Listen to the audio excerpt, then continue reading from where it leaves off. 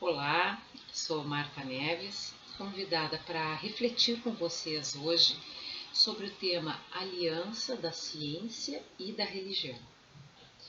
Para comentar sobre esse assunto, é importante nós retomarmos alguns pontos antes de falar propriamente dessa aliança, né? O que é a ciência? A ciência, ela vem através de experimentos, através de procedimentos, de padronização de métodos, trazer uma observação de contexto, de um fenômeno, e dele derivando teorias, derivando leis que possam trazer comprovações de um conhecimento, ou até mesmo substituir conhecimentos conquistados anteriormente, mas que se aprofundou mais, teve mais dados, mais especificidade e foi complementando conhecimentos ou atualizando, substituindo. Então a ciência é nesse estudo detalhado, padronizado, que permite até ser replicado para melhor entendimento ou aprofundar em outros campos, outras áreas que vêm a alimentar mais o nosso intelecto em termos de humanidade. E o senso comum, o que é? O senso comum é uma observação mais superficial, que ela depende de crença, que ela vai variar de pessoa para pessoa, buscando uma justificativa para algo. Então a gente tem a ciência e a gente tem um senso comum. E se nós formos trazer isso no campo do espiritismo, que relação tem isso de ciência e de espiritismo? Ambos vêm procurar compreender a relação com o mundo visível e o mundo invisível. Na doutrina espírita nós sabemos do tríplice aspecto de filosofia, de ciência e de religião. A religião procurando entender a grandeza divina. Na filosofia, o investimento em aperfeiçoamento que a humanidade faz, o seu pensamento, a sua reflexão. E a ciência, nesse entendimento da natureza do espírito e de sua imortalidade.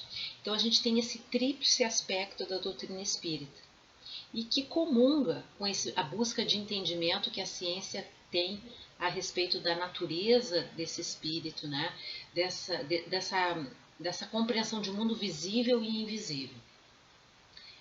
Bom, nisso temos um método científico que eu comentei logo no início, né? Um método científico que busca o quê? Nesses procedimentos, nessa padronização, para que haja uma credibilidade. É procurar saber por que acontece determinado aspecto, determinado acontecimento, determinado fenômeno. Por que acontece determinado fenômeno?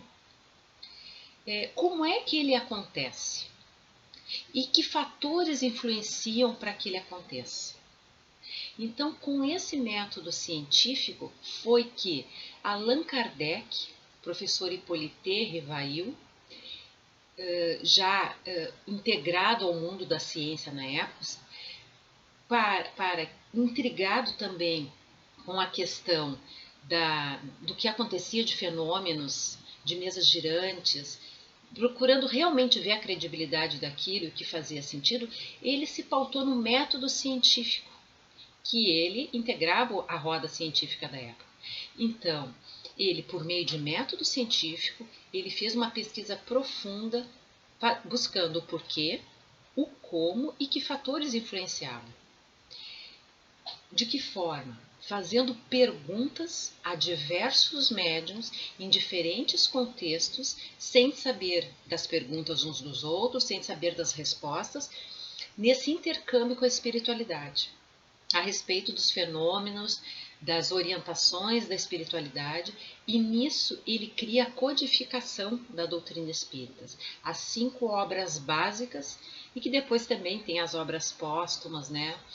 Mas tudo baseado num método científico de investigação, investigativo, buscando ver a credibilidade, a confirmação das informações. E isso traz uma credibilidade para a doutrina espírita. Para quê? Para a fé raciocinada. E aí tem esse princípio fundamental da fé raciocinada, de investigar a fonte, de investigar a credibilidade daquela informação, a responsabilidade em cima disso. Bem, então temos o método científico, temos o espiritismo e esse método científico já desde o seu princípio da codificação da doutrina espírita. E com isso se instiga novos horizontes de ver o que? A vida além do material, um outro aspecto, uma outra dimensão em relação à vida. Aspectos em relação ao pensamento, a compreensão de problemas existentes na vida, sejam problemas no aspecto às vezes material, no aspecto espiritual, no aspecto emocional, no aspecto existencial das pessoas. O surgimento de novas concepções até mesmo de vida, o surgimento de como acontecem os surgimentos das doenças, e vai muito além de uma explicação do que é visto, do que é concreto, do que é material. Então abre uma dimensão mais ampla do ser, uma dimensão mais ampla de doenças, de como elas podem ser originadas. Tanto é que essa concepção mais ampla, ela faz com que a Organização Mundial da Saúde integre religião e espiritualidade na qualidade de vida. E isso é um trabalho que foi sendo desenvolvido gradativamente e incorporado em pesquisa, grupos de pesquisa pelo mundo, em nível nacional, em nível estadual, fortalecendo e fomentando esse entendimento, essa classificação mais ampla de saúde, de qualidade de vida. Então aí nós podemos exemplificar alguns deles, pelo mundo, em nível nacional, em nível estadual.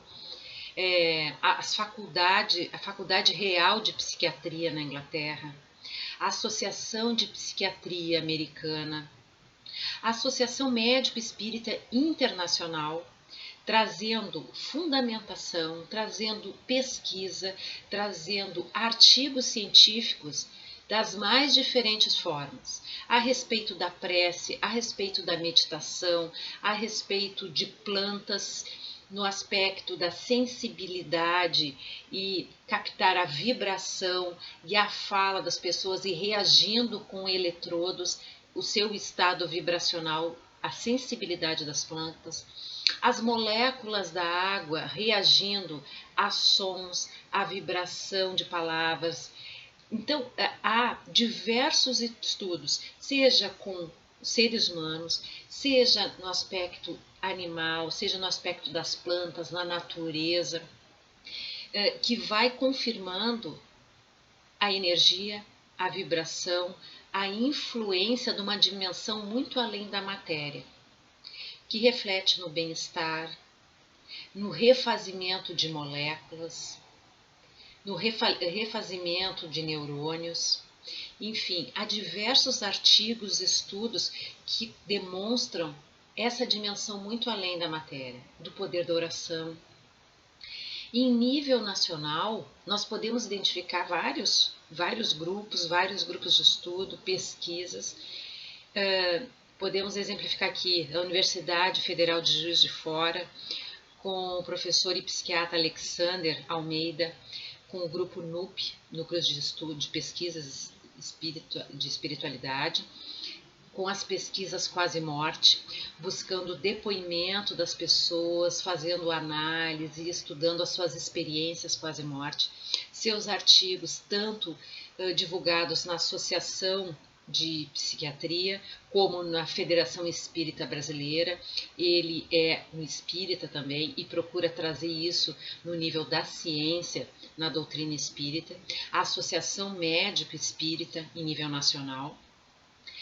E indo além da questão da psiquiatria, da psicologia, a Sociedade Brasileira de Cardiologia, em seu site, se nós formos ver, traz o grupo sobre espiritualidade, uma página sobre espiritualidade, trazendo a questão da espiritualidade e fatores sociais, destacando a gratidão, o perdão, a resiliência, o aspecto do relaxamento e da meditação como fatores importantes para a saúde.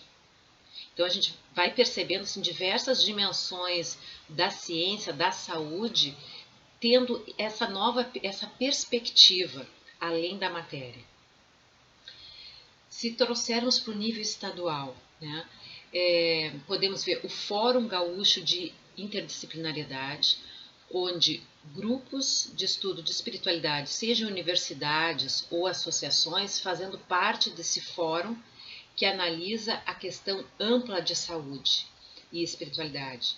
Grupos de estudos da URGS, da PUC, do IPA, da Associação de Psiquiatria do Rio Grande do Sul, do Hospital de Clínicas de Porto Alegre, cada um fazendo a sua investigação desses fatores numa dimensão ampla e reunindo nesse fórum interdisciplinar, que alimenta, que fortalece em rede essa discussão e que vai também para o nível mundial. Então, essa rede de grupos de pesquisa, de estudos, aprofundando e ampliando o entendimento de vida, o entendimento de bem-estar, o entendimento de qualidade de vida, que contribui para que o ser humano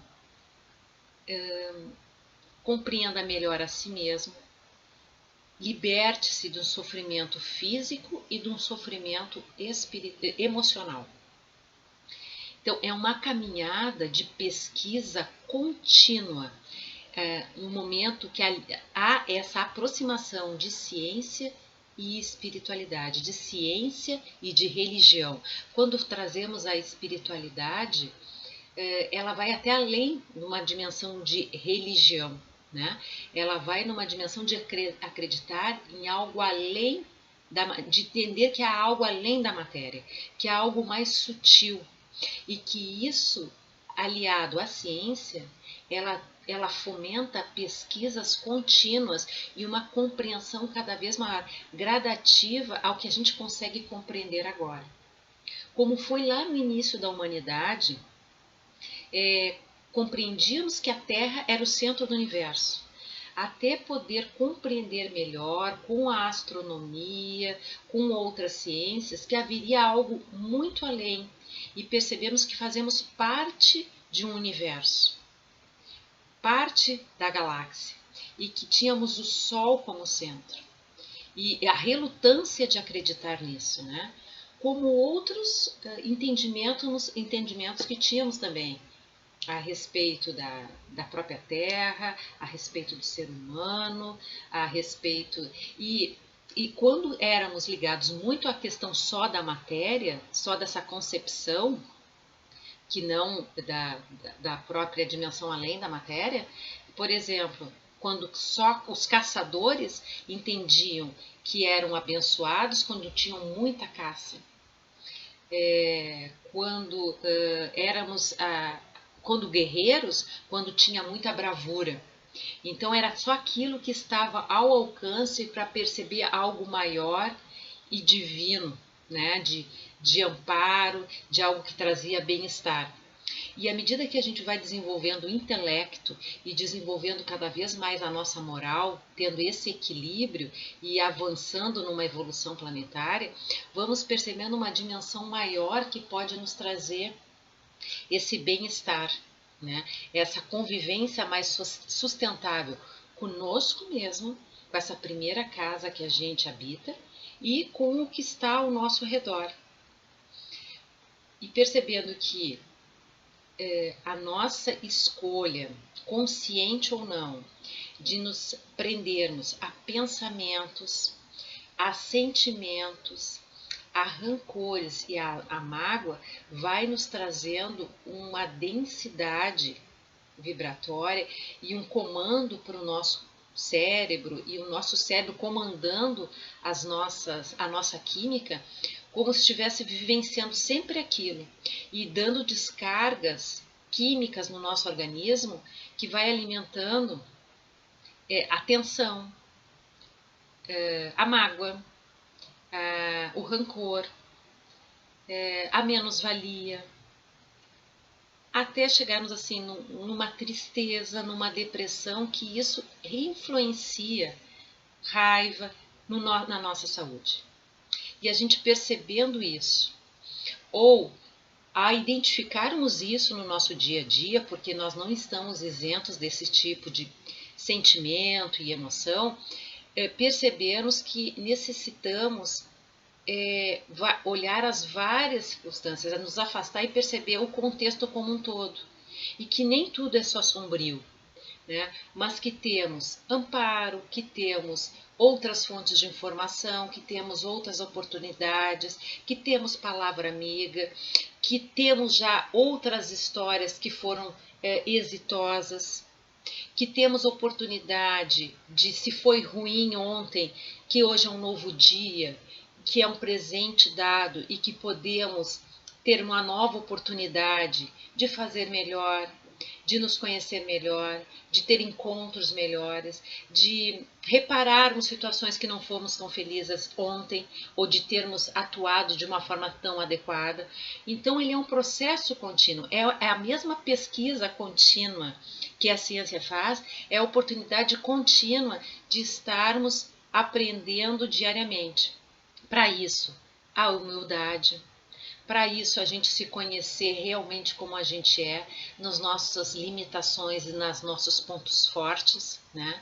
De nos conhecermos na nossa paciência, na nossa tolerância, na nossa persistência, no que foi verdadeiro para nós até hoje, mas que pode ser atualizado, substituído, como a própria ciência faz, porque nada é permanente.